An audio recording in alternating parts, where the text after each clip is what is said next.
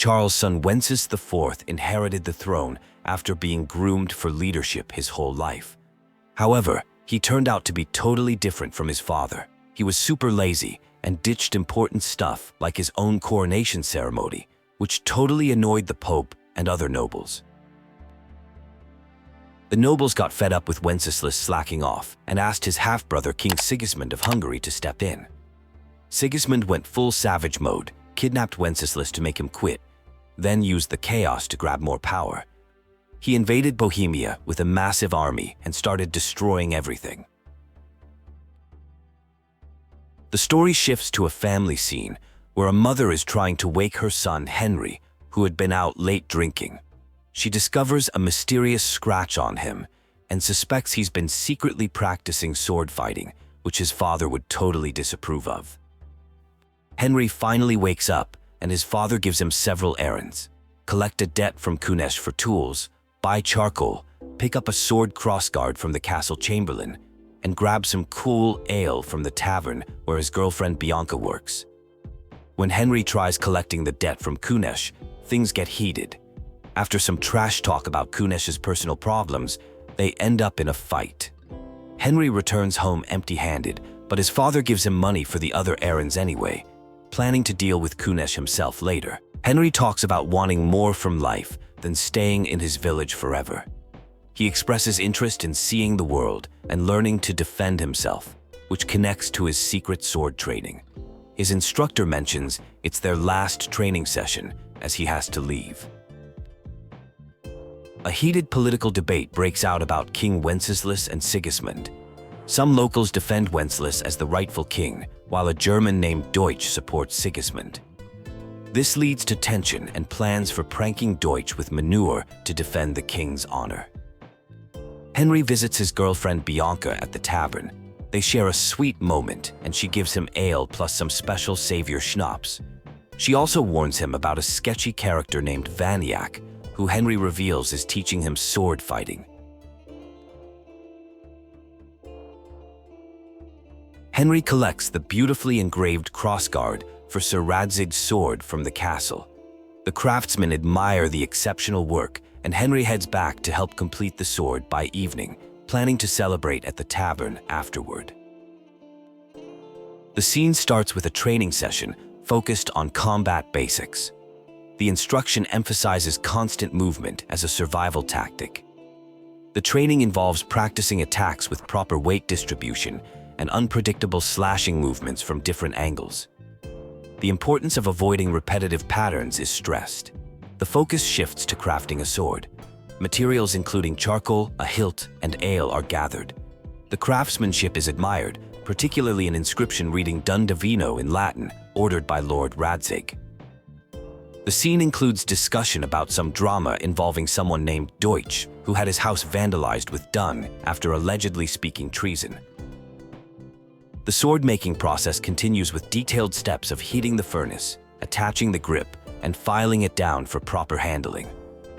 A conversation reveals background about Prague, Emperor Charles' reign versus current ruler Wenceslaus, and opinions about Sigismund bringing shame to the royal name.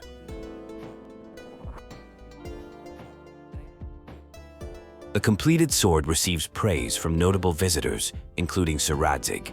Discussions touch on the swordsmith, mysterious past in Prague, and potential future opportunities. The sword's exceptional quality draws comparisons to weapons that could have changed historical battles like Nicopolis. A sudden crisis erupts as a messenger arrives with urgent news. Instructions are given to take the sword and important belongings to the castle. The situation becomes tense as people rush to seek safety behind castle walls, while others attempt rescue missions to the village. The scene shifts to treating injuries sustained during the chaos. A survivor arrives at a new location, revealing that a massive army with unfamiliar armor and language, possibly Tartars, has attacked and burned the settlement. The injuries are treated while information about the attack is shared. Lord Divish receives the survivor report. The attackers are identified as possibly being Cumans from Sigismund's army, known for previously sacking Kuttenberg. The castle garrison acknowledges their vulnerability against such a large force. The survivor is revealed to be Henry, the blacksmith's son. The sequence concludes with Henry receiving care and comfort from the castle inhabitants, including Lady Stephanie of Talmberg. Despite the tragic events and losses, he is offered food, wine, and rest. The castle prepares for potential attacks while showing compassion to the survivor. Security measures were intensified with doubled patrols.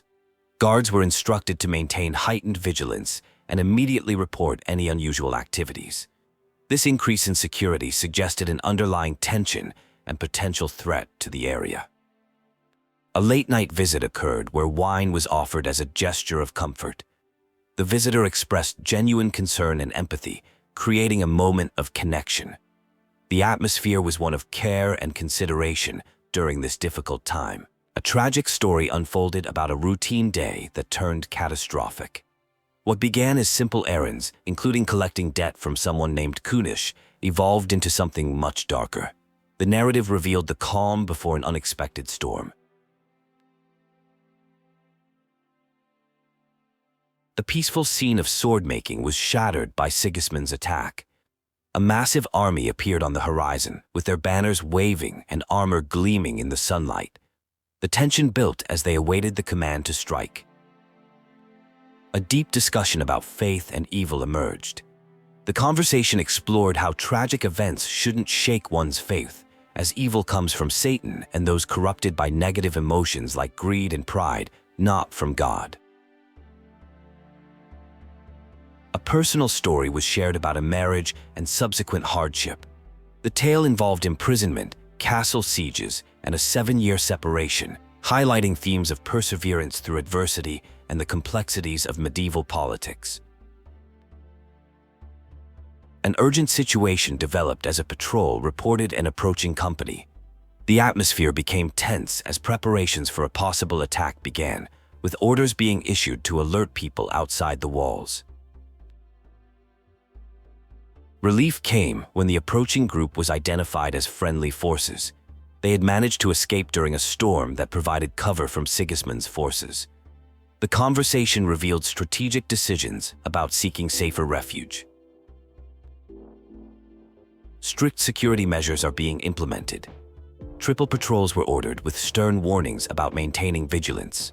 The serious tone of these orders emphasized the ongoing danger and need for constant alertness.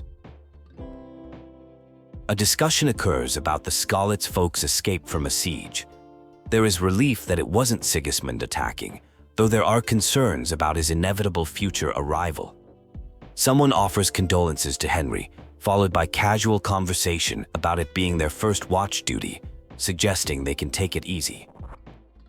A tense exchange begins between Lord of Talmberg and Sir Markvart von Aulitz, who arrives representing Sigismund of Luxembourg. Von Aulitz explains their mission to restore order, though it's noted this involves burning and pillaging. The Lord of Talmberg maintains a diplomatic but firm stance about their loyalty to King Wenceslaus. Henry expresses desire to return to Skalitz to properly bury his parents. Sir Robard warns him about dangers from brigands and reminds him of orders to stay put. They discuss the political situation, explaining how certain lords oppose King Wenceslaus and how Sigismund's actions relate to control of silver mines and power. Henry attempts to leave the castle, but faces resistance from guards following Sir Divish's orders. He pleads about needing to bury his parents, but is told he needs permission. A brief interaction with a lady occurs who expresses sympathy for his situation.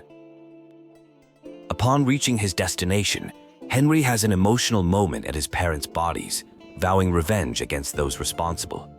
He decides to bury them under a linden tree, as per his father's wishes, but faces challenges, including an aggressive dog guarding its dead master. Henry tries to acquire a spade for digging the grave, engaging in tense negotiation with someone who wants his sword in trade.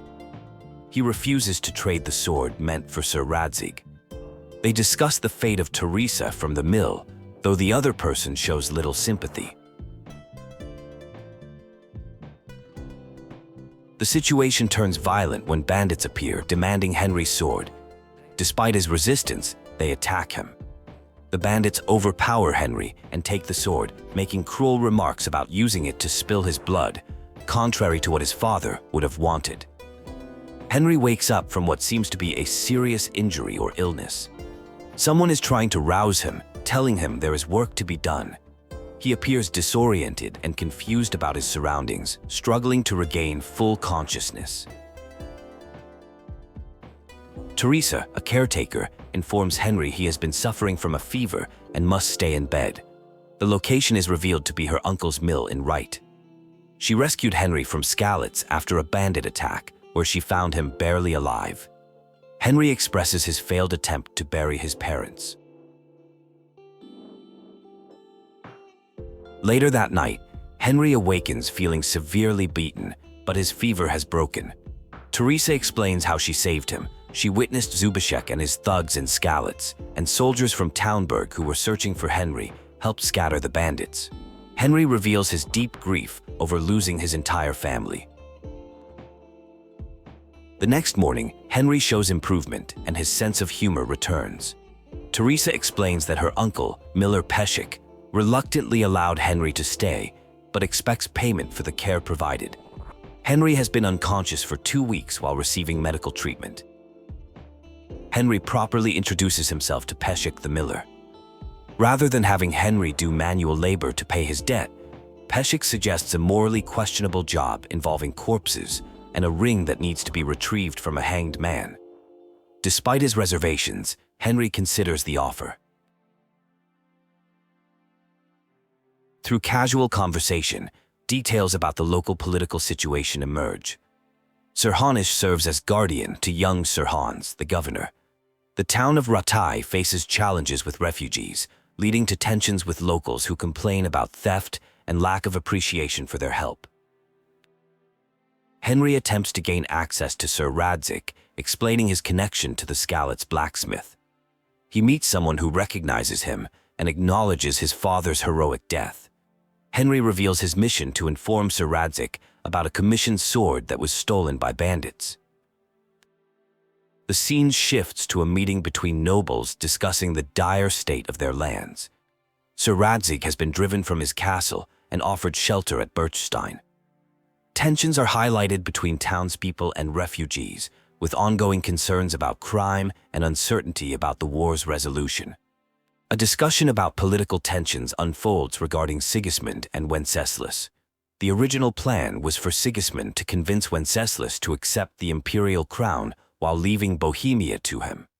Though Wenceslaus neglected state affairs, the brutal Hungarian response to the situation has caused concern among the lords. The conflict has become costly, leading Sigismund to recruit cheaper mercenaries who make up for low pay through plundering. Henry appears unexpectedly, having disobeyed orders to stay at Talmberg to bury his parents. He explains being attacked by thieves and saved by Teresa, the miller's daughter. Though his actions are criticized, there is sympathy for his desire to give his parents a proper burial, even though they remain in unconsecrated ground. A debate ensues about the religious implications of burial in unconsecrated ground. Henry expresses determination to recover his father's last forged sword that was stolen.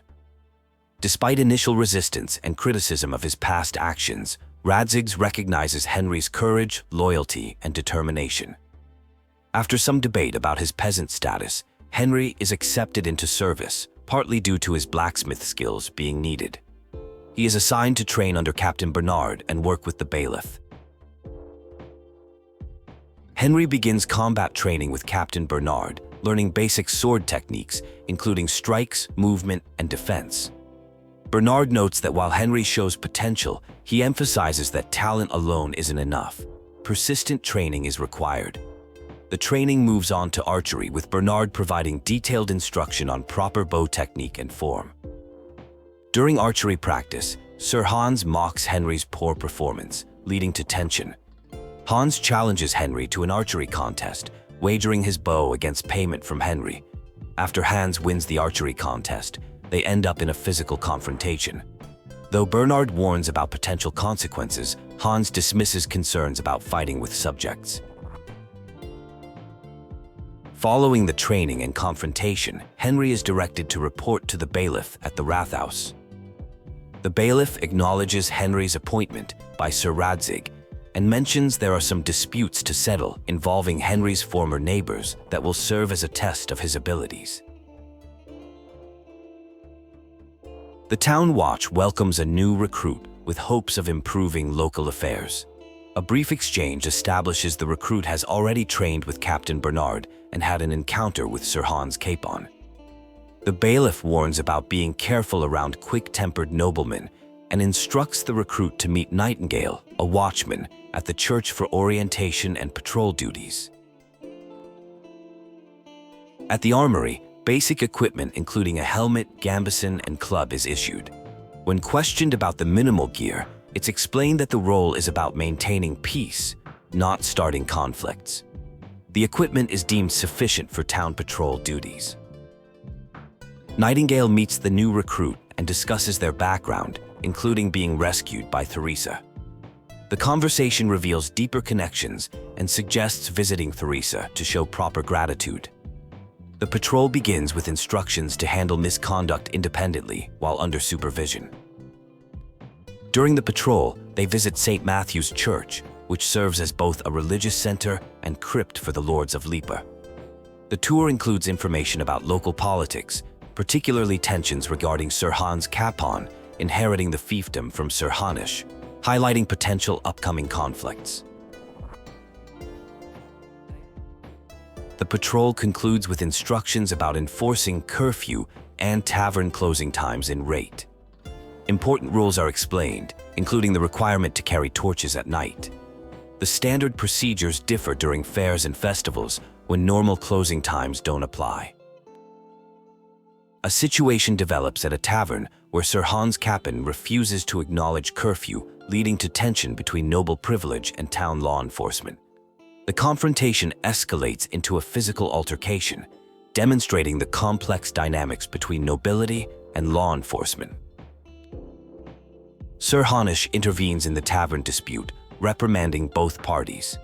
As punishment and a learning opportunity, he assigns the guard as a page to Sir Hans Capon for a hunting trip, despite both parties' objections. This represents a shift in responsibilities and a chance to learn noble etiquette. The hunting expedition begins with Sir Hans Capon showing his superior attitude, making comments about the lack of a horse and expecting subservient behavior. Despite the tension, there's an underlying tone of potential mentorship. During the hunt, Sir Hans Capon shows a more reasonable side, acknowledging his previous behavior while maintaining his noble authority. He offers hunting instruction and potential future opportunities, suggesting a complex relationship developing between the two characters despite their social differences. A casual conversation begins about hunting, though no actual hunting has started yet. Someone is being pressed to share details about a past event, but seems hesitant and uncomfortable talking about it. The conversation moves to suggesting getting drinks at a place north of their location to help loosen up and share the story. The dialogue reveals that hunting is mainly just an excuse to escape from Rattay and avoid Hanish's constant lectures. The discussion shifts to daily life and governance duties, which often involve listening to trivial complaints from villagers about their neighbors. The conversation has a laid-back, relatable vibe. The chat turns to Hanish's role and authority. It's clarified that Hanish isn't a caretaker, but rather manages property until adulthood. A council of nobles needs to determine official adult status, but they're being super lazy about traveling to make the assessment. Usually the king would decide, but he's not around anymore. The conversation moves to hunting plans. There's a playful joke about hunting Cumans that totally freaks someone out before revealing it's just a prank. The real plan is to hunt boar and hares. The mood shifts when the topic of Skalitz comes up, revealing a dark past involving family deaths and trauma. Early morning drama unfolds as someone tries to start the hunt, while it's still dark. This leads to some snarky exchanges and results in pushing the hunt back to noon. A competition is proposed to see who can catch the most hares, with hunting equipment available at camp. The hunting competition wraps up with surprisingly good results from an unexpected source. A small reward is given, though with some attitude about social status. The hunt then moves on to tracking larger game, specifically boar. The scene changes dramatically as they discover a horrific attack at a stable. Horses were brutally harmed, people were killed, including the stable boy and owner, and the stables were burned. The attackers took nothing, suggesting their motive was violence rather than theft. An investigation begins with soldiers searching the area for tracks and questioning locals. A newcomer volunteers to help look for clues, though they're told to stay close and not interfere with the main investigation.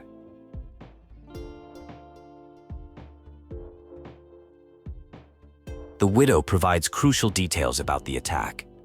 She recalls hearing Czech voices and fighting among the attackers. One particular attacker is described as huge and dressed in black. The chaos made it difficult to determine exactly how many attackers there were.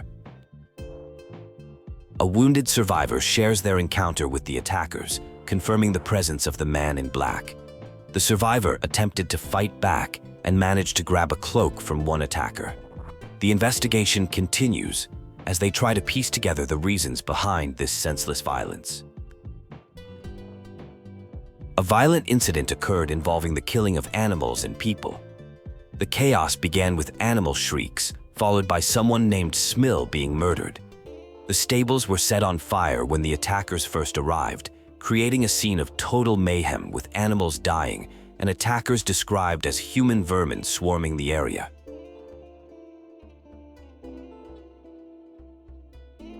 The attack involved multiple assailants, a few directly confronting people, while others were positioned around back.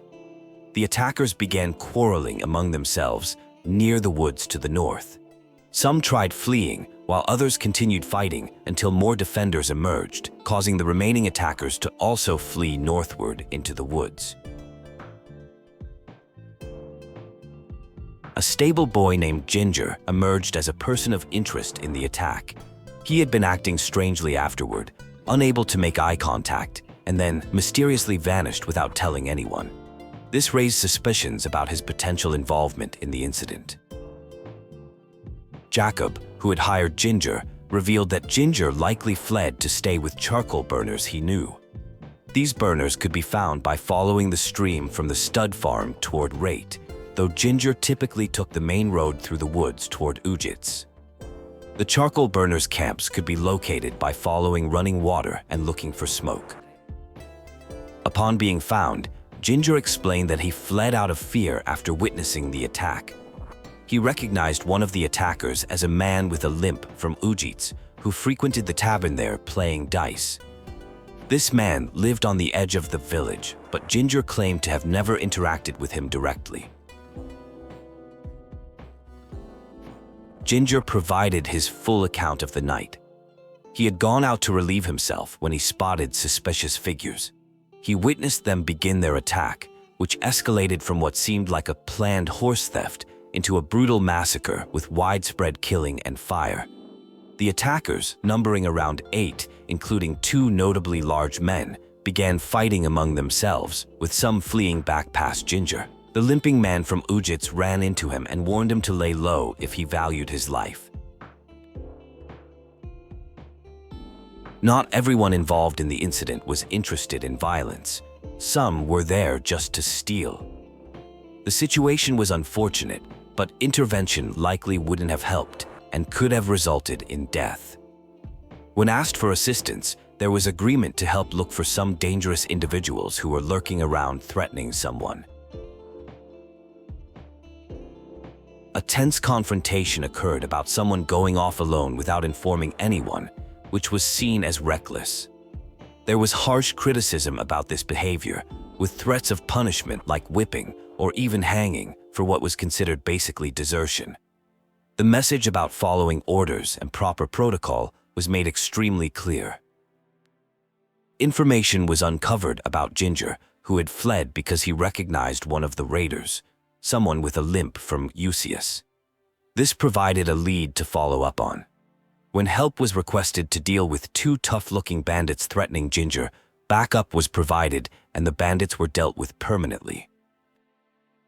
A report was made to authorities about finding clues regarding the bandits.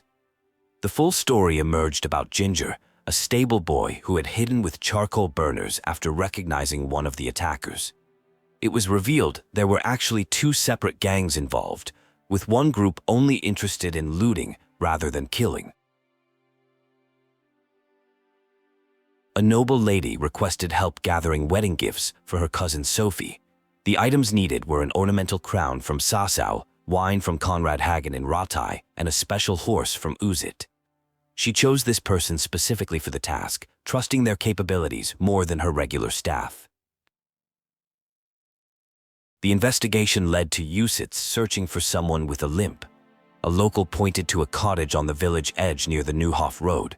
However, upon arrival, the situation took a dark turn. The person they were looking for, Limpy Lubosh, was found dead under suspicious circumstances. Background on Limpy Lubosh revealed he was a troublemaking loner who got his limp from an old fight. Recently, he had been staying home and avoiding people, though oddly had started attending church. No one knew his whereabouts during the Neuhof raid, and the violent nature of his death surprised locals. The investigation concluded with questioning locals about suspicious activities and discovering an unexpected detail about a priest who maintained fighting skills with a stick, which he claimed was from his younger days. The investigation continued under the authority of Sir Hanish of Laipur, connecting the Neuhof massacre to the local murder. A curious conversation unfolds between a young investigator and a priest about a man named Lubosh. The priest describes Lubosh as a simple but decent person who had recently been involved in some troubling events. When asked about Lubosh's activities during the Neuhof raid, the priest reveals he knows information but cannot share it due to the sanctity of confessional vows. The priest suggests meeting later at the tavern to discuss the matter further over wine. The conversation shifts to the investigator's background, revealing a tragic past where their family and loved ones were killed in a brutal attack on Skalitz. Only those who made it to the castle survived, while others were mercilessly slaughtered, including people seeking refuge in a church. Details emerge about the horrific events at Noyle, where bandits conducted a ruthless raid focused on killing rather than pillaging. They deliberately harmed horses and murdered people until fighting broke out among themselves, causing them to retreat. The priest, surprisingly skilled with a sword, hints at a complex past before joining the clergy. The priest offers hope by suggesting an alternative solution to help with the investigation while maintaining the confessional seal. The discussion then turns to matters of preaching, where the priest explains how he keeps his congregation engaged through entertaining sermons and relatable stories. The conversation shifts to Jan Hus, a proud preacher gaining popularity for his criticism of church corruption. His sermons condemn religious authorities for exploiting the poor through fees for services and living luxuriously while common people struggle. The priest expresses support for these reformist ideas. The evening takes a rowdy turn as the curfew passes. A confrontation develops with the bailiff, who threatens to have everyone whipped and report the priest to the bishop. The situation escalates into a tense standoff, with the priest making light of the threats and the atmosphere growing increasingly hostile. The evening begins with festivities and celebration, creating an upbeat and lively atmosphere. People are enjoying themselves and the mood is cheerful as events unfold. A priest appears to be part of the gathering, suggesting some kind of formal or ceremonial occasion. The party continues, but hunger starts setting in for some attendees. The celebrations appear to have gone on for quite a while, with people getting increasingly tired and ready for refreshments. The evening is winding down but still maintains its festive spirit.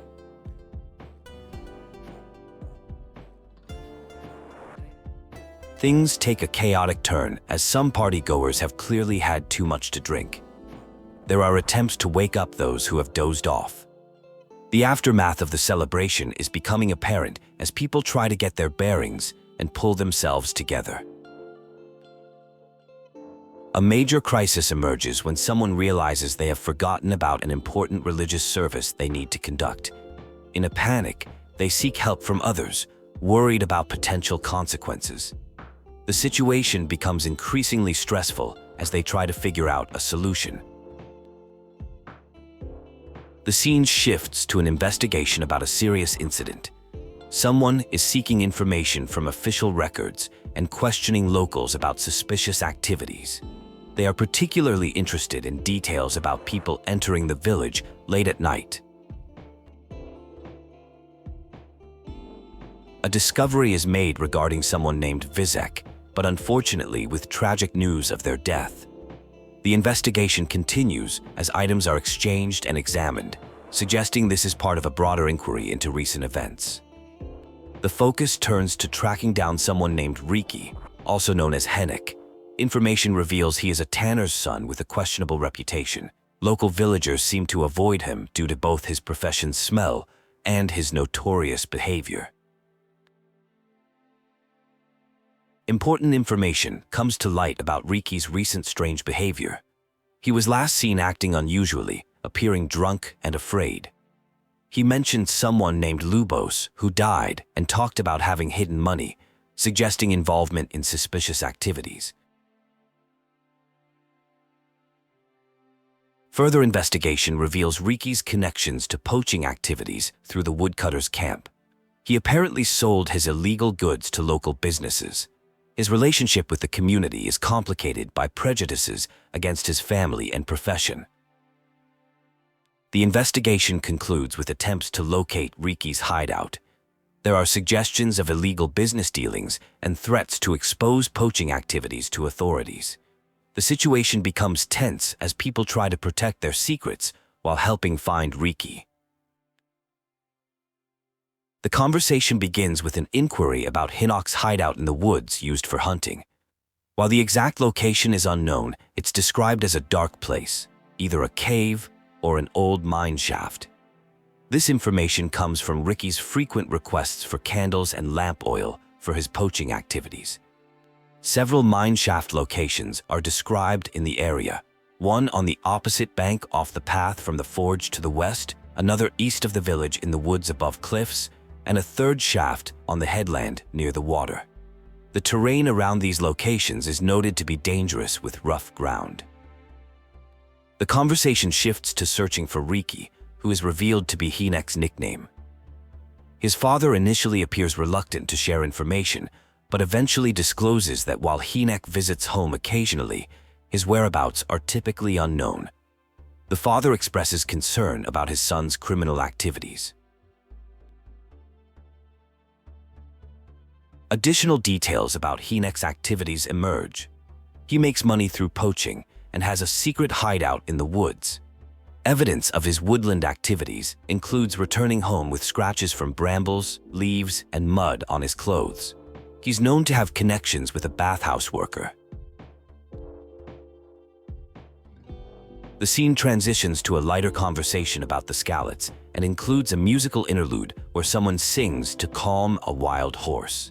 The song is about two horses, one brown and one gray, roaming in May.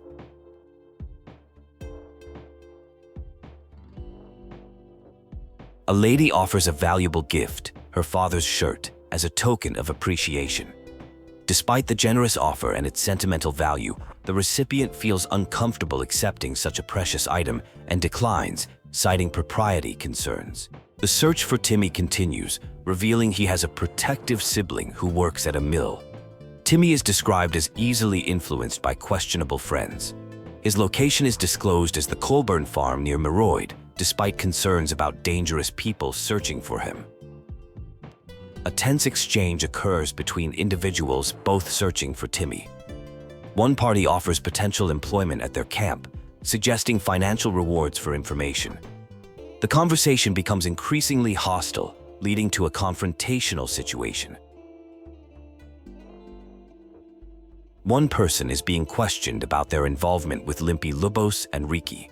The interrogator mentions hearing about a camp full of troublemakers from someone named Hinnock and expresses a strong desire to locate it.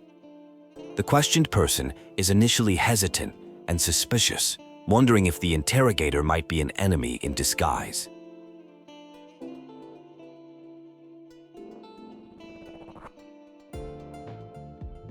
After some persuasion, details about the camp location begin to emerge. The camp is described as being situated in wooded terrain with some destroyed buildings and a damaged church.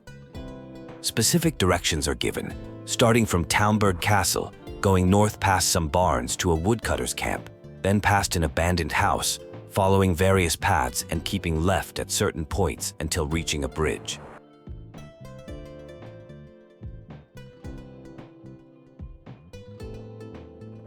Information about the camp is reported to a superior officer. The informant reveals learning about the location from a deserter named Timmy, describing it as an abandoned village west of Talmberg. The superior requests additional reconnaissance and potential sabotage, emphasizing the importance of gathering intelligence while maintaining safety. A brief discussion about an unusual parish priest named Godwin takes place. He is revealed to be the youngest son of a lord of Kuttenberg who, despite being sent to university for priesthood, had an adventurous life before eventually settling down in his parish. A detailed scout report reveals the camp is located in Previslavitz, a formerly abandoned village.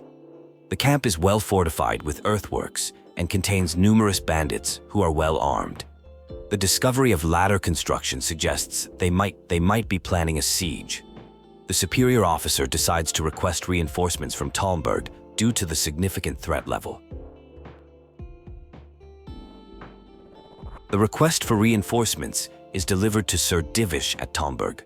After hearing about the situation's severity and the size of the bandit force, Divish agrees to send Captain Robard with most of his men, leaving only minimal guards at the castle. A strategic discussion takes place regarding the assault on the camp.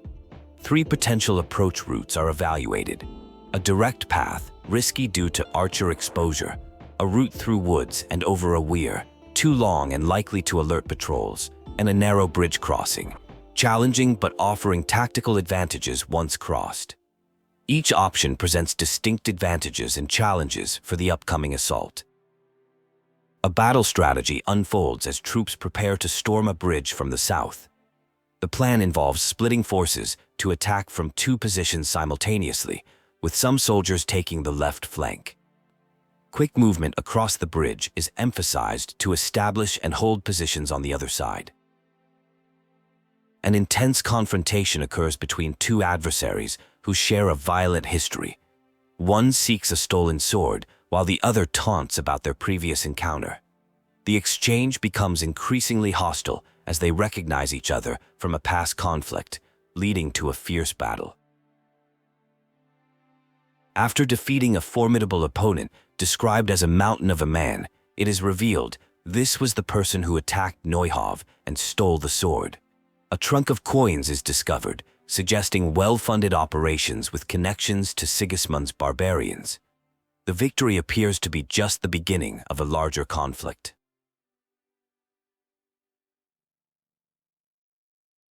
A moment of post-battle reflection occurs where fear subsides. Rather than following advice to forget the horrors, there is a strong desire for revenge against those who committed previous wrongs. Plans are made to meet later at the upper castle in Rattay to determine next steps. Reports emerge of continued hostilities, including 2 new attacks and raids on remote hamlets. A significant attack on Marholian occurs after the battle at Previslavitz, though villagers successfully defended and captured one of the attackers. This presents an opportunity for interrogation. A disturbing discovery is made about coins found at Previslavitz. They are sophisticated counterfeits, copper-plated with silver. This reveals the enemy has access to extensive resources, including possible local silver mines and skilled craftsmen operating a hidden foundry.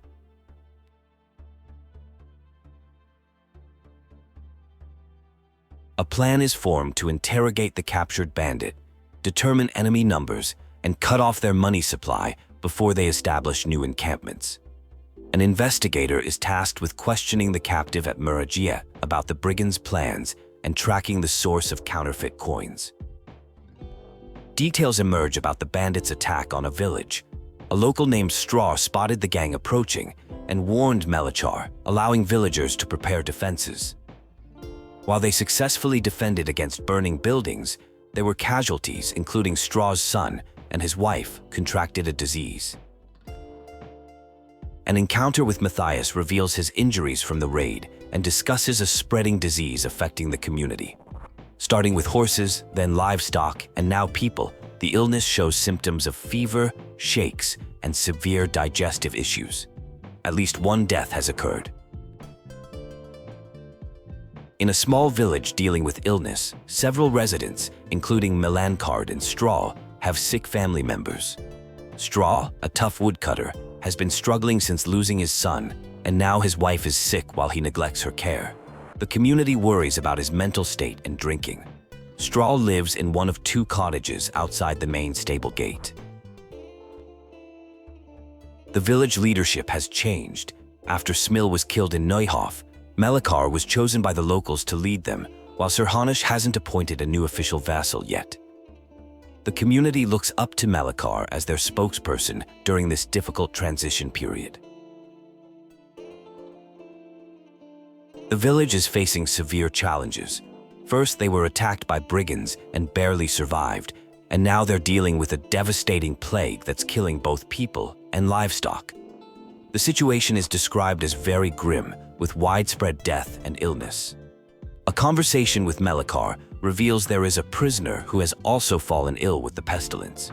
He suggests seeking help through Matthias, a stable hand who knows a girl named Hanker working at the monastery infirmary. The disease symptoms vary. Some have fever, chills, vomiting, and sores.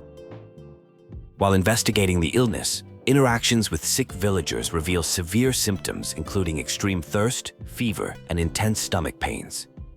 One woman needs help burying her husband Anthony, who died from the disease, describing his suffering from fever and agonizing abdominal pain. At the monastery, Hanker recommends consulting Brother Nicodemus, the physician. After examining the symptoms and consulting texts, Nicodemus determines it's water poisoning and provides a recipe for medicine. He plans to visit the village with Hanker while medicine is prepared in the monastery laboratory. Medicine is distributed throughout the village, with doses given to various households including the Straw family and Melachar's wife. Some resistance is met regarding treating the prisoner, but eventually access is granted due to the desperate situation and gratitude for bringing help. The investigation reveals the prisoner is willing to cooperate, claiming to follow money rather than loyalty to any particular leader. The questioning aims to uncover who was behind the attacks on the village, suggesting a deeper conspiracy beyond simple banditry. A detailed conversation reveals information about a mysterious chief who runs operations in Privislavitz. This leader, who is not Czech and likely has noble blood based on his refined way of speaking, maintains control through a hierarchical payment system. The chief mints coins that flow down through Runt to the other men. The organization in Privislavitz is described as chaotic, with various gangs and brigades operating under different leaders. Rather than a structured noble court, it was a disorganized mix of robber barons and common criminals. Most participants were only interested in getting paid and avoided asking questions about leadership. The story of involvement begins with meeting Moorcock near Kuttenberg during raids on fleeing burghers. The chief ordered an attack on Merhode, likely to demonstrate ongoing power. This attack was meant to be just the beginning of more planned raids. Discussion turns to counterfeit money operations. A merchant named Menhart was involved, meeting at charcoal piles near Rovner Crossroads to exchange fake groschen coins. The operation maintained secrecy by keeping participants isolated. Each person only knew their immediate contacts. Beyond money, letters were also exchanged between Menhart and the chief. The courier could not read these messages, which helped maintain security. The operation mixed real and counterfeit coins to avoid suspicion. Multiple people were involved in the money distribution. A tense confrontation erupts when someone named Straw attempts to exact revenge for his murdered son. Through negotiation and appeals to justice, Straw is convinced to let proper authorities handle the punishment rather than taking personal vengeance. Report about Merhojed reveals that Nicodemus and Johanka from Skalitz helped address a disease outbreak. A captive survived infection and provided intel about false coins being transported to Prvislovitz through merchant Menhart near Rovna. Recognition is given for successful intelligence gathering without resorting to torture. A philosophical discussion follows about life's trials and tribulations being tests that help people grow stronger. The conversation emphasizes facing challenges head-on. Investigation of an ambushed wagon leads to a charcoal burner's camp. They found a severely wounded man and some sacks from the wagon. The wounded man was hidden in a shed and paid them for protection and secrecy. The scene culminates in a confrontation with a knight named Ulrich, who appears exhausted from a difficult day. Despite being cornered, Ulrich maintains composure and negotiates for assurances before revealing information, showing skepticism about promises of mercy. A tense confrontation unfolds between two individuals. One gives their word, which is dismissed as the word of a thief. The conversation reflects on the dangerous nature of their world, with one person suggesting they are both finished. A philosophical discussion about living and dying by the sword emerges, with the assertion that anyone who takes up weapons is destined for a violent end. The conversation takes an unexpected turn when one person reveals they are not a criminal, but rather investigating forgers under the service of Sir Radzig Kobyla, governor of Skalitz and royal hetman. The other person claims to also be working under orders from higher authorities, suggesting potential common ground between them. The discussion shifts to sharing information about an investigation involving a merchant named Mainhat from Paso who is now dead. One party offers to reveal everything they know in exchange for an introduction to Master Tobias Pfeiffer. They possess a written confession about forgery operations, but claim to need expert help understanding the technical details. One individual identifies himself simply as Ulrich. Despite having the trappings of a knight, horse, armor, sword, and shield, he describes himself only as a trustworthy soldier serving a noble master. He maintains secrecy about his employer, stating that confidentiality is necessary for their cooperation. The investigation details emerge regarding Passau, a wealthy German trading city where counterfeit Prague groschen were discovered. These fake coins were copper-plated with silver. A family of money changers was involved in exchanging forged coins from Bohemia for real ones. The investigation suggests a connection to a monastery. Details of a wagon ambush are revealed. The attack occurred on a remote track where Ulrich confronted the group. While chasing Menhart, who escaped on horseback, charcoal burners looted the wagon. Menhart ultimately died from a broken neck after falling from his horse. His body was buried behind an old ruined cabin. The scene shifts to a conversation with Master Pfeiffer about the counterfeit coin investigation. Documents from Passau are presented, including interrogation records and technical details about the forgery process. The documents reveal connections to the Rosenberg family, powerful rivals of King Wenceslaus. A reunion occurs with Matthew and Fritz, who survived a previous incident. They discuss their current struggles, finding work as carpenters in Sasau, where employment opportunities are scarce. They mention the possibility of finding work at a mill, since people always need food.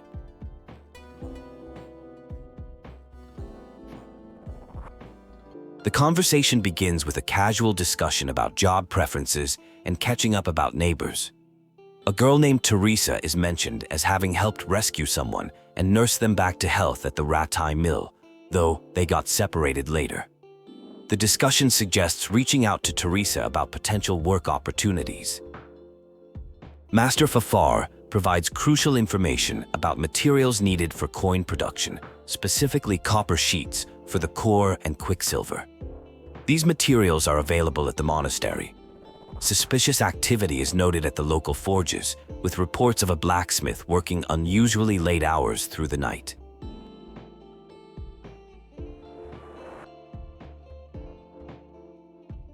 A painter working on the Ujits church complains about repeated shortages of quicksilver at the monastery. The monastery staff keeps giving different excuses about missing quicksilver shipments. The situation seems super sketchy, with the same material going missing 3 times in a row. A tense confrontation occurs with someone who is being evasive about quicksilver supplies. Under pressure, they confess about being approached by a knight called Sir Ištván and his associate rapporteur, who demanded all monastery-ordered quicksilver. They were initially offered bribes before being threatened with exposure of their own minor theft. The investigation reveals that quicksilver exchanges happen behind the monastery near a tree with a small chapel. A master investigator, trying to stay low-key, confirms this information is valuable for tracking the suspects. They discuss the need for a punch die in the counterfeiting operation. The scene shifts to an engraver's workshop, where the master engraver discusses his apprentice Florian's recent strange behavior. Florian has been paranoid, claiming someone is following him. He recently bought a padlock and has been acting suspiciously. Drama unfolds involving Florian and a bathhouse incident. A bathmaid named Esther was forcibly taken away by some men who left a message for Florian to wise up. The bathhouse owner is super upset, blaming Florian for Esther's kidnapping. The local bailiff hasn't been helpful in resolving the situation. A tense interrogation begins as an investigator questions someone about counterfeit money operations. The investigator mentions a person named Rapporteur and accuses the subject of making punch dies for counterfeiters. The subject initially denies everything, claiming there is no evidence against them. The true motive is revealed. The subject explains that criminals kidnapped someone named Esther and are threatening to kill her if there is no cooperation. The subject offers to tell everything once Esther is safe. The criminals keep her in the woods near abandoned cottages by some mines.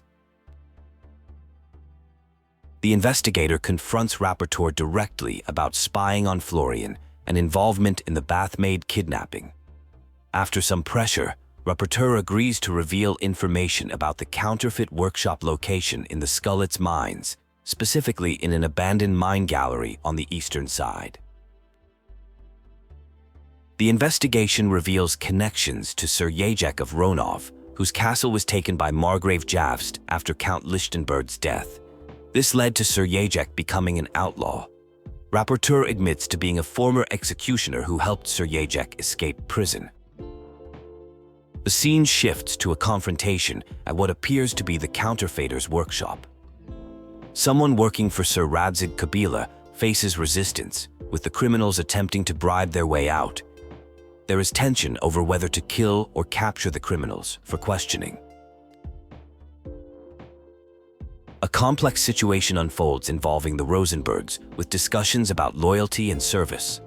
There are concerns about secrets being sold and the dangers of changing allegiances in this political climate. The conversation reveals deep mistrust between different factions.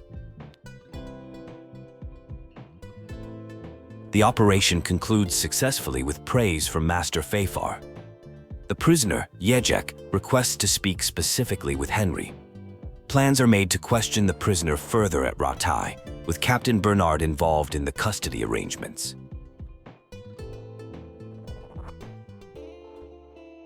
Henry is tasked to assist Chief Engineer Fafar, particularly regarding restoration work at Skalitz. Henry is directed to find Fafar in Sasau, likely at the inn, to receive further details about this new responsibility. During an interrogation about counterfeiting activities, the subject expressed desire for assurances in exchange for cooperation. They mentioned being previously expelled from Moravia by the Margrave, who destroyed their castle, forcing them to resort to questionable activities to make a living. The subject revealed they joined a counterfeiting operation in Sasau when short on money. A foreigner named Eric provided instructions, though he wasn't the leader. Someone high-ranking at the monastery was also involved, particularly in handling forged currency exchanges in Passau. The operation was discovered through old associates in Kolin who mentioned armed men were being recruited in Sasau. The subject and reporter, who had been struggling financially, took the opportunity. After meeting recruiters, they were introduced to Eric, who set up the workshop and provided supplies. Eric was described as a young, naive person who frequently mentioned his lord, but never by name.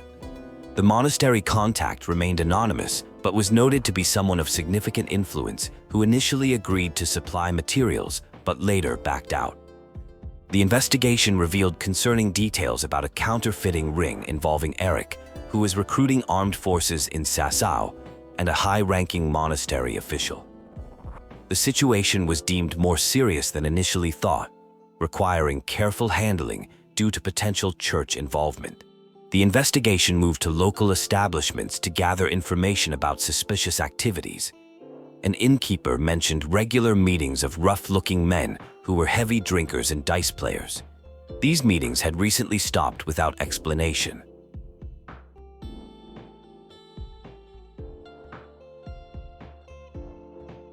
Information led to potential connections with Simon, a young miller at Katzig Mill, who was notably absent from these suspicious gatherings despite having a reputation for gambling with drunk dice players. Local rumors suggested his mill might be involved in illegal activities. Further investigation at local establishments revealed past incidents with brawlers who were driven away by town watch. While merchants occasionally hired escorts, no regular recruitment activities were openly visible. The miller and local knacker emerged as persons of interest in the ongoing investigation.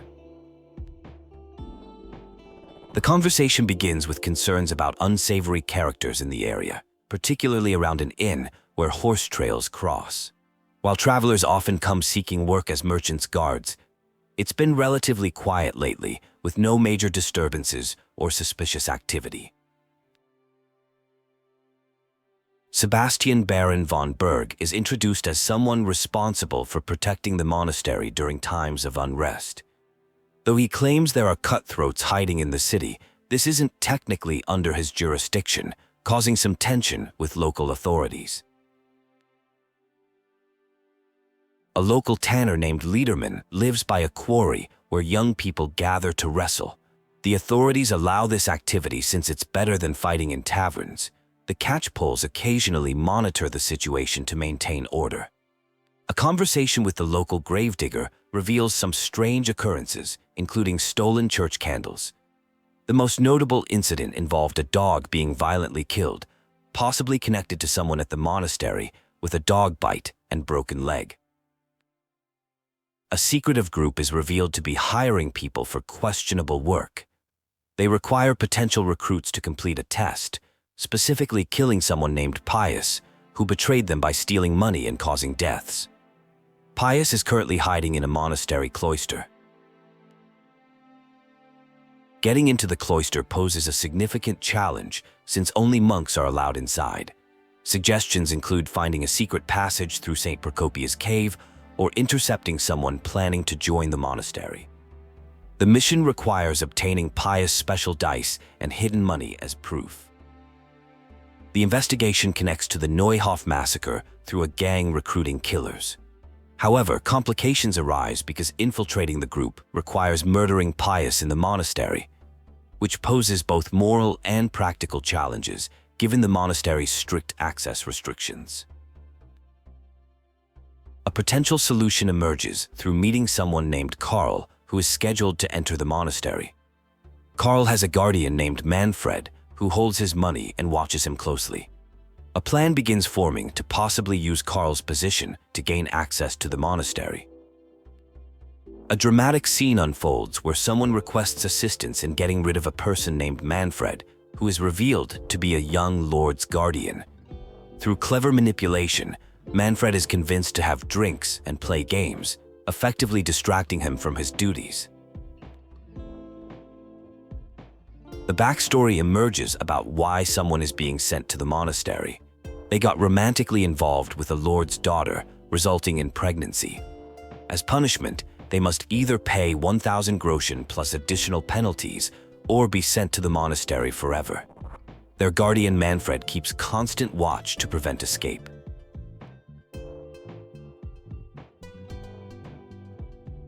A plan develops where someone offers to enter the monastery in place of the original person. However, this requires stealing special documentation from Manfred, along with money and supplies he keeps locked away. The original person explains they need these resources to successfully escape. Someone named Karl arrives at the monastery claiming to be a new novice. Though questioned about arriving without a guardian, they confidently assert their qualifications, including literacy skills. They must give up worldly possessions before officially joining. A formal ceremony welcomes the new novice into the monastery. The fundamental principles of service to God, obedience, and endurance are emphasized. The novice receives a new name, Brother Gregor, and participates in Latin ceremonial prayers. A novice named Antonius introduces himself as a guide to explain monastery duties and expectations. They bond over similar motivations for joining, seeking education, and doing meaningful work. Antonius provides official documentation outlining regular duties. Brother Gregor meets other novices including Yodok and Siskin. Yodok warns about following monastery rules while Siskin reveals his troubled past as a wealthy person's son forced into monastery life. Siskin secretly plans to escape using hidden silver he brought from home. Someone is describing their life in Blasheim. After their father passed away, they realized merchant life wasn't for them, so they left the family shop to their brother and joined a monastery. The peaceful monastery life offered food and plenty of reading time. They were one of the few who actually chose to become a novice.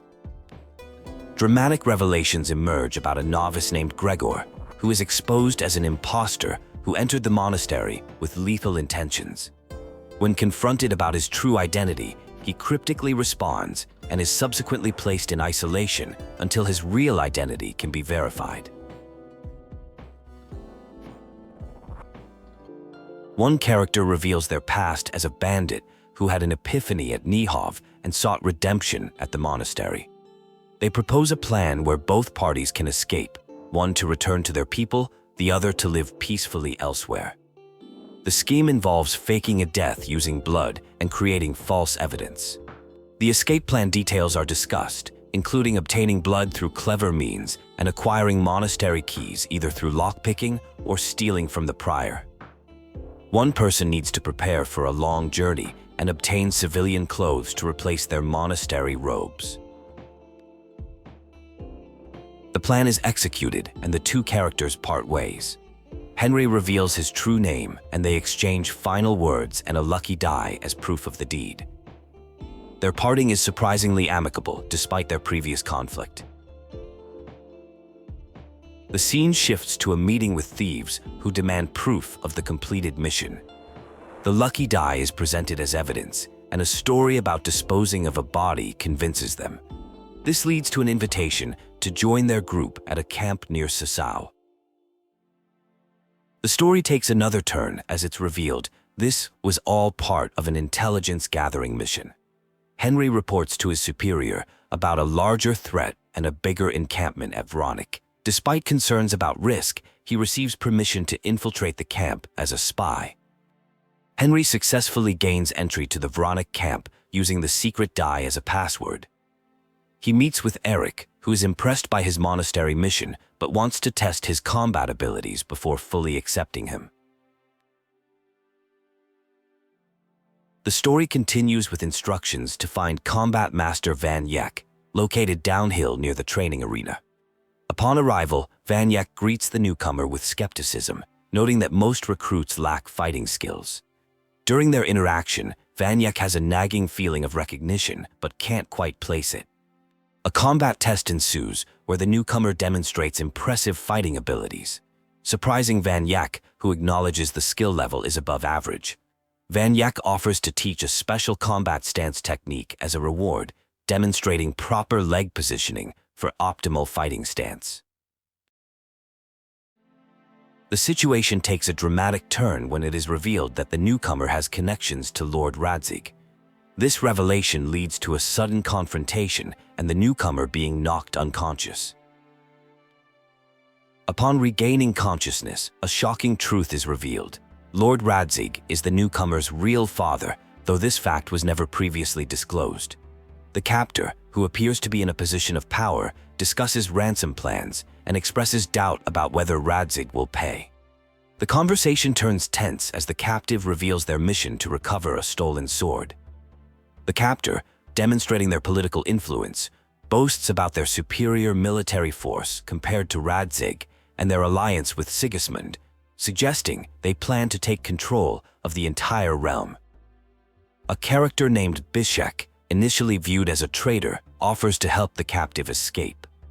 They propose a plan involving sneaking out through the waste disposal area of the fortress, though this requires careful timing and stealth to avoid detection. The escape plan succeeds, though the captive is injured from earlier mistreatment. They discuss heading to Rattay, despite the captive having no money due to being robbed during capture. The situation is complicated by their physical condition and lack of transportation.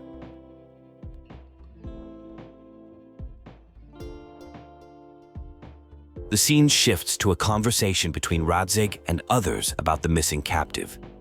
The escapee arrives and reveals crucial intelligence about their captor, identified as Hungarian noble Sir Ištván Tóth, who is creating counterfeit money to hire mercenaries. Tóth's true agenda is exposed, working for Sigismund to destroy King Wenceslaus' allies.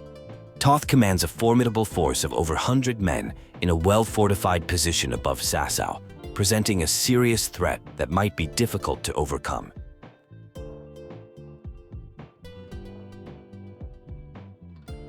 Plans are being made to gather forces with Divish to launch an attack.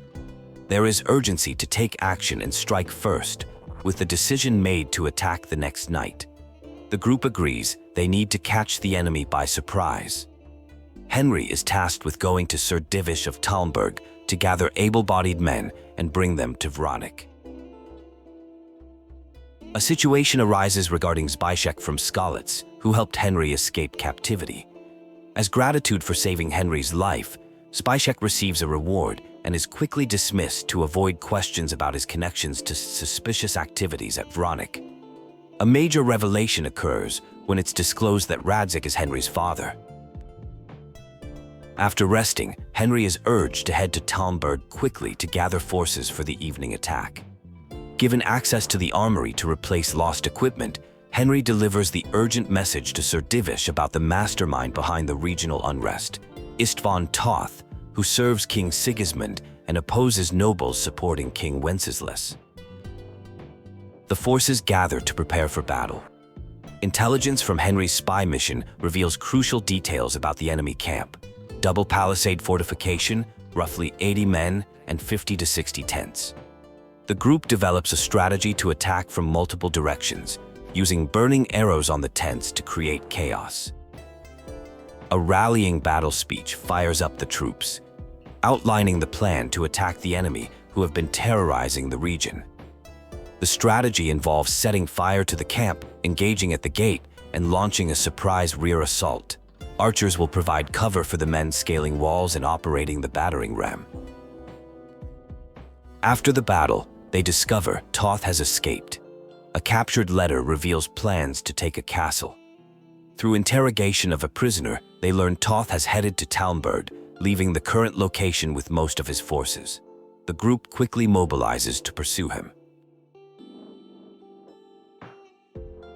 At Talmberg, Tóth's forces gain entry by pretending to need help for wounded men. Lady Stephanie reluctantly welcomes them, unaware of the deception. The pursuing group arrives too late, as Tóth has already taken control of the castle.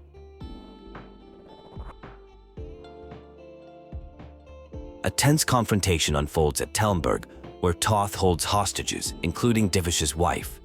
When negotiations fail, the order is given to attack. During the assault, Radzig is injured but survives, though his sword-fighting abilities are temporarily compromised.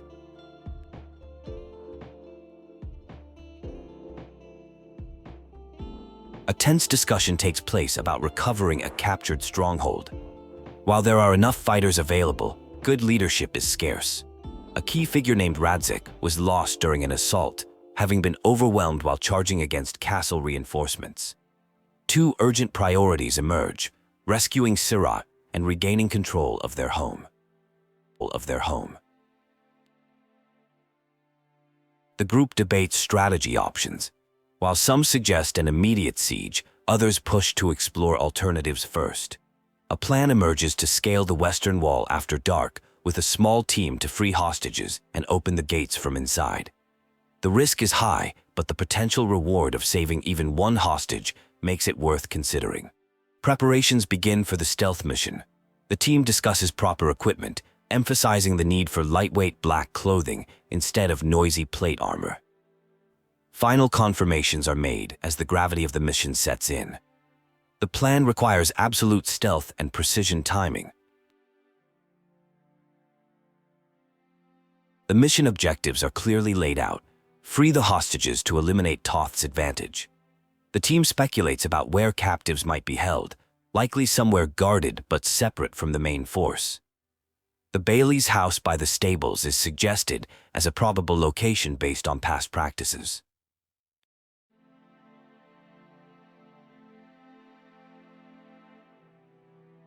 Contingency plans are established. If the alarm sounds before objectives are met, immediate retreat is mandatory.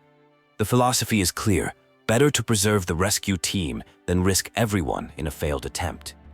Lord Capon confidently joins the mission, comparing it to his past sneaking experiences. With earlier attempts having failed, leadership concludes they must build a trebuchet. Master Fafor, the engineer, is summoned, but expresses concern about never having built one before. Despite his reservations, he is tasked with the critical project due to being the best available engineer. The camp situation is deteriorating. Troops are restless, complaining about conditions and running low on supplies. Morale issues include grumbling about food quality and lack of beer. The dead need proper burial, and wounded require care, including a high-ranking lord. The need for the trebuchet becomes more urgent as their current force is deemed too weak without it. Concerns arise about potential delays in construction. The situation at the castle weighs heavily on leadership, who must balance the desire to reclaim it against the risk of destroying it in the process. A secondary crisis emerges regarding valuable silver reserves. There's growing concern about unguarded mines and potential theft. Plans are made to investigate the mine gallery, smelter, and waterworks for suspicious activity. The area could be dangerous, with risks from both army followers and brigands. The engineering challenge reaches a critical point as they seek additional expertise. Konrad Kieser, a scholar with siege engine experience, is identified as crucial to the trebuchet construction. His recent arrival in Sasso presents an opportunity to gain his valuable knowledge and assistance. A conversation begins about supplies at what appears to be a military camp or fortress. The main concern is the shortage of meat. While deliveries are regular, the quantities are insufficient. The gamekeepers are struggling to keep up with demand despite their best efforts. This situation has become a common complaint among the men. The discussion turns to the beer situation, which is equally dire. The ale supplies have been completely depleted, and they have exhausted the local inn stock as well.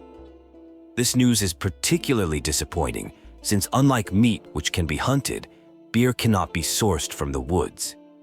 Even just talking about potential beer supplies brings some comfort to the troops. The scene shifts to a visit to Konrad Kieser's residence. The visitor has been sent by Tobias Fafer regarding the siege of Talmberg. Despite some initial hesitation, the visitor is granted entry with a key.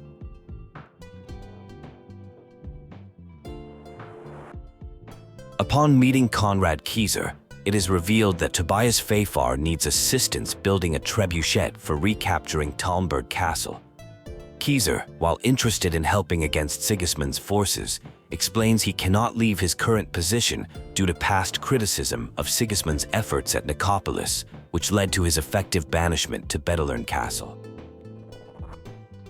Kieser explains his presence in Sasa is financially motivated, not for personal gain but to fund his opus. He is involved in monastery construction and bound by his word to complete this work. He maintains his integrity by refusing to simply escape or abandon his commitments.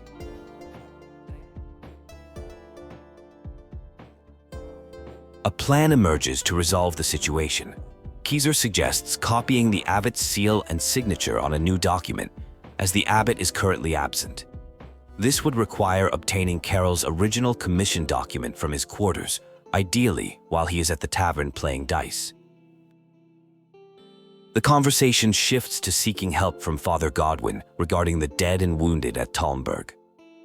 Initially resistant due to political pressure and past grievances, Godwin eventually considers helping after being reminded of his Christian duty and the honor of potential martyrdom. A discussion about beer supplies for Talmberg reveals an interesting tax situation. The local supplier has been avoiding tax payments, but agrees to send beer to the troops when reminded that noble tax collectors might become involved. The supplier cleverly frames it as a goodwill gesture. The narrative progresses to acquiring pitch for the siege of Talmberg. The supplier, acknowledging a past favor and duty to Sir Divish, agrees to provide the pitch and offers delivery options. Kieser becomes increasingly paranoid about being pursued by Sigismund's people, particularly after spotting Baron Pekar in Skalitz. Signs of attempted forced entry and mysterious figures in the garden have heightened his fears, leading to a promise to keep watch and protect him. Baron Pekar was spotted in Skalitz and at a local tavern after being on a crusade with Sigismund. Suspicious activity was noticed around the gardens at night, including attempted forced entry through a door. There were concerns about potential assassination attempts, leading to plans to catch any intruders lurking in the garden after dark. A request was made for help at Talmberg, where brigands had wounded Sir Divish and others during a siege. The monastery was asked to send assistance, but they were occupied caring for many needy locals. An arrangement was proposed to help at the monastery first, to free up time for helping at Talmberg. Lord Pekar was caught sneaking around the monastery at night. He explained he had a dispute with the custodian, Sir Sebastian von Berg, over being cheated in their salt and spice trade dealings. Pekar denied any intention to harm Conrad, though his nighttime activities had caused fear. After investigating the situation, it was confirmed that Pekar posed no real threat, as he was only there for business with the custodian. Conrad was advised to relocate to Talmberg for better security among the garrison there. Plans were then discussed for a siege operation, including the use of a trebuchet.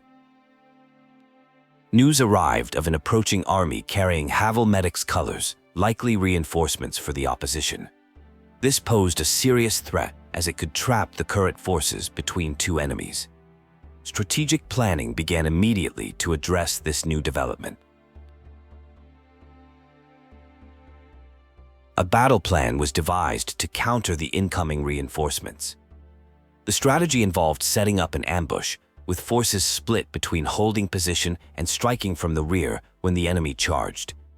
The weather forecast of heavy rain was factored into the tactical planning.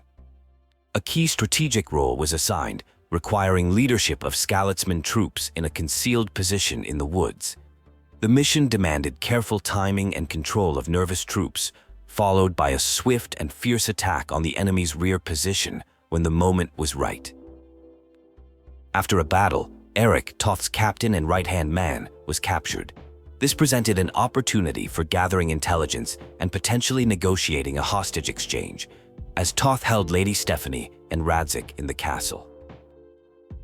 During interrogation, Eric revealed that Tóth was an orphan soldier who rose through Sigismund's ranks after his parents were killed by Turks. His mission was to destroy Wenceslaus's allies. Despite the suggestion of a hostage exchange, Eric remained skeptical of Tóth's willingness to negotiate. A tense interrogation unfolds, where a captured bandit stubbornly refuses to cooperate, claiming his master Ištván will save him. The interrogator tries to break his loyalty by suggesting he will be sacrificed like others before him. The bandit remains defiant, insisting he has special importance to his master. The interrogators discuss attempting negotiations with Tóth regarding their hostage. Hamish is chosen to handle the parley. When they bring the hostage to the battlements, a heated exchange occurs between the two sides, with threats being made about harming captives on both sides. The negotiation attempt fails. The group debates their next moves, acknowledging they lack supplies for a lengthy siege. They receive news that Margrave Jobst is approaching, which forces them to consider immediate action.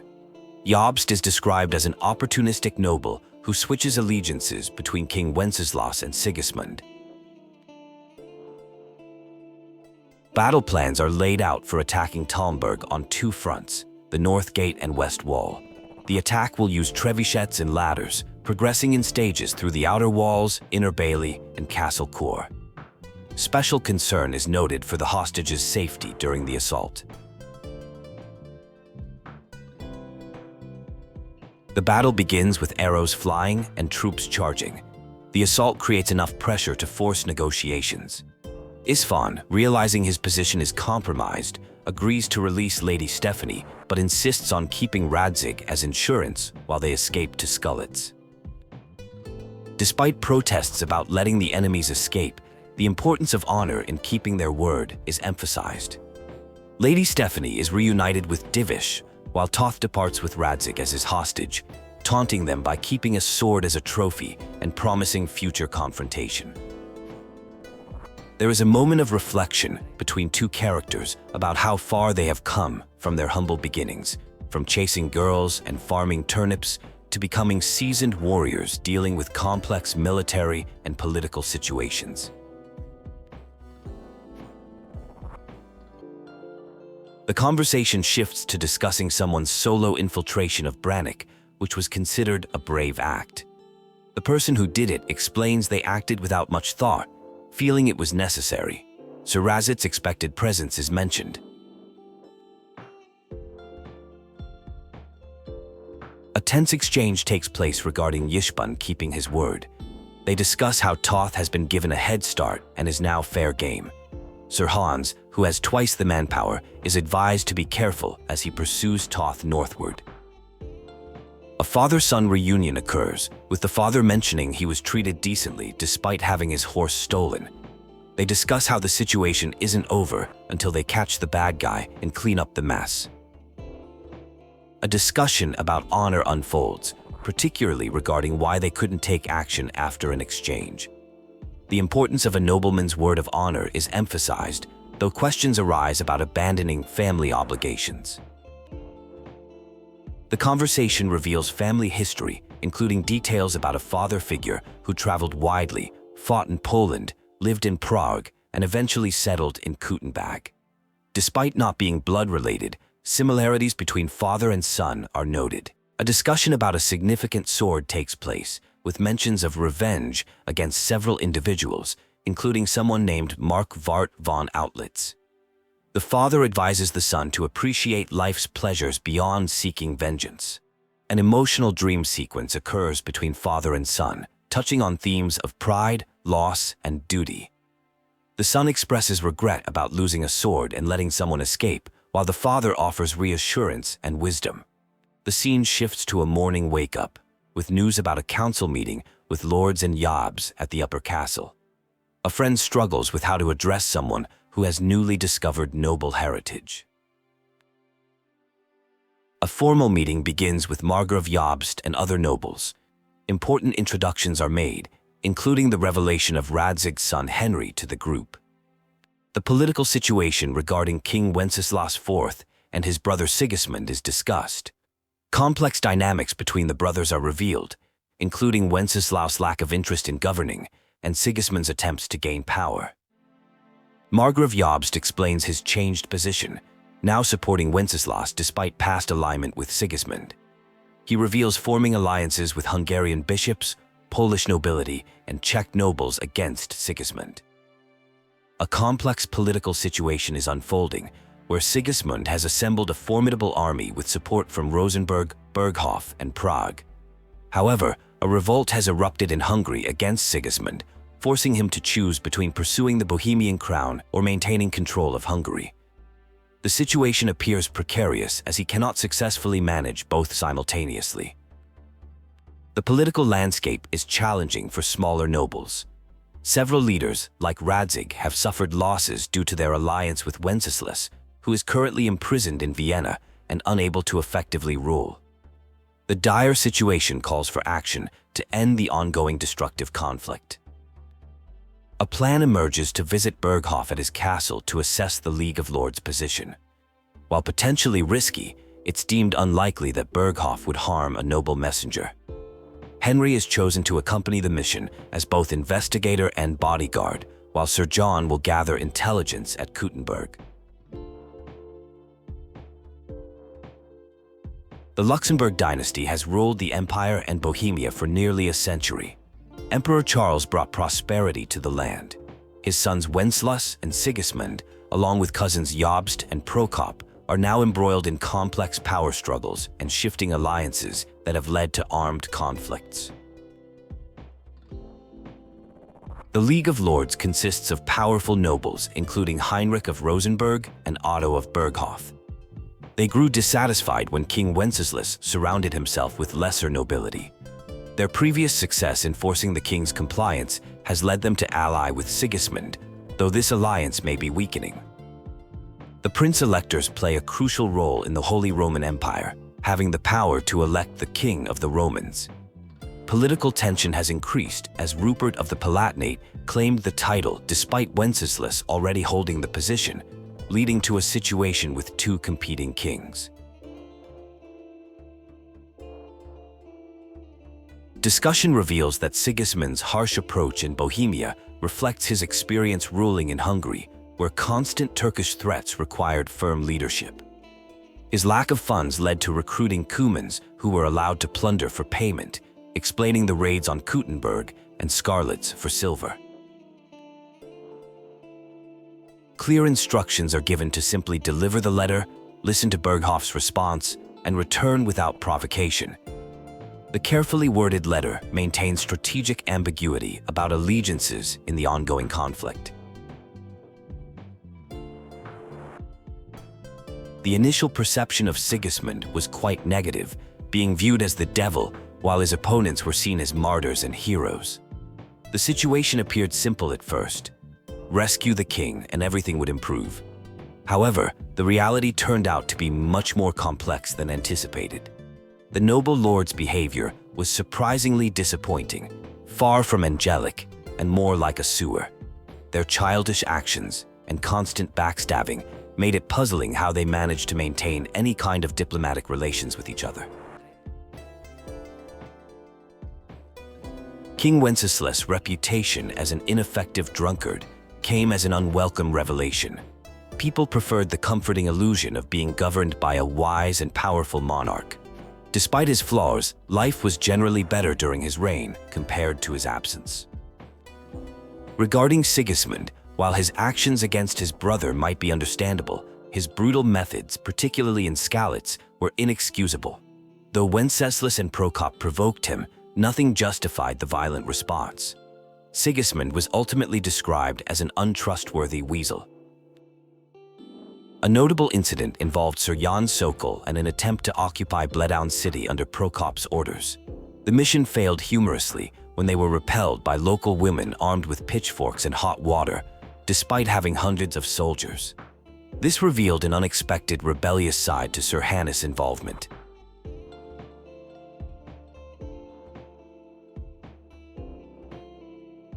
Rupert of the Palatinate was viewed as an ineffective leader, unable to seize power even from a disinterested king who wasn't actively resisting. This perceived weakness suggested he lacked the necessary qualities for leadership. A new mission presented an opportunity to explore more of the country. While some viewed it as a noble quest to save the king, others were more focused on personal vendettas, like recovering a stolen sword and seeking justice for murdered family members. The conversation ended with encouragement that justice would soon be served, suggesting that opportunities for revenge and resolution were approaching. The exchange concluded with expressions of gratitude and good fortune.